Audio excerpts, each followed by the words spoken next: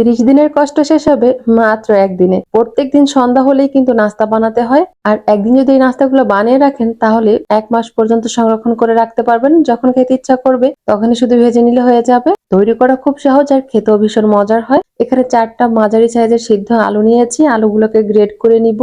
আলুগুলোকে গ্রেট করে নিয়েছি। এখন এখানে দিয়ে দিচ্ছি 4-5টা কাঁচামরিচ কুচি, মাঝারি সাইজের 2টা পেঁয়াজ কুচি আর 2 টেবিল চামচ ক্যাপসিকাম কুচি। এটা অপশনাল, তবে চাইলে কিন্তু দিতে পারেন। আর দিয়ে দিলাম 2 টেবিল চামচ ধনিয়া পাতা কুচি। এখানে দিয়ে দিচ্ছি 1 চা চামচ শুকনো মরিচের গুঁড়া, 1/4 টিস্পুন করে দিয়ে দিলাম ধনিয়ার গুঁড়া, গরম মশলা, ভাজা জিরার গুঁড়া, তারপরে হচ্ছে গোলমরিচের গুঁড়া, মিক্স মশলা আর পরিমাণ মতো লবণ। দিয়ে দিলাম মাঝারি সাইজের 2টা টমেটো কুচি। আর এখানে দিয়ে দিচ্ছি 2 টেবিল চামচ টমেটো সস। এটা দেওয়ার চেষ্টা করবেন, তাহলে কিন্তু ভালো লাগবে খেতে। সবকিছু একসঙ্গে খুব ভালো করে মেখে নিব।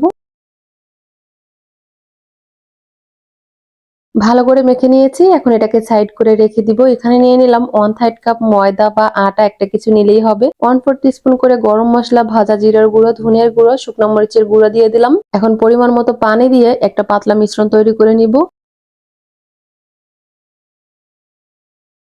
মিশ্রণটা ঠিক এরকমের হবে, অনেক বেশি পাতলাও না, ঘনও না।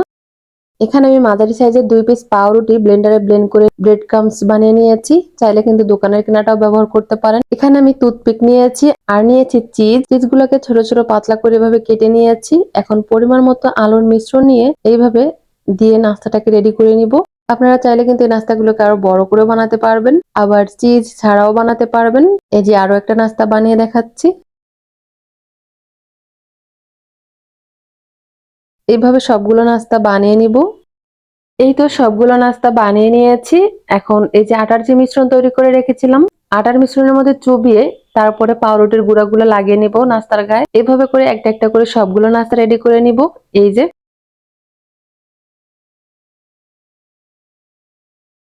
এখন চাইলে নাস্তাগুলোকে ফ্রোজেন করতে পারবেন 1 মাস পর্যন্ত।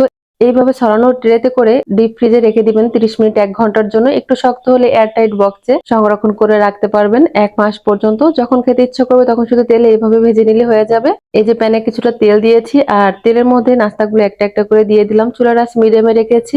লোতে রেখে ভাজা যাবে না, আবার হাইতে দিয়েও ভাজা যাবে না। আর তেলটাকেও খুব ভালো করে গরম করে নিতে হবে। পছন্দ মতো কালার চলে আসলে নাস্তাগুলোকে নামিয়ে নিব।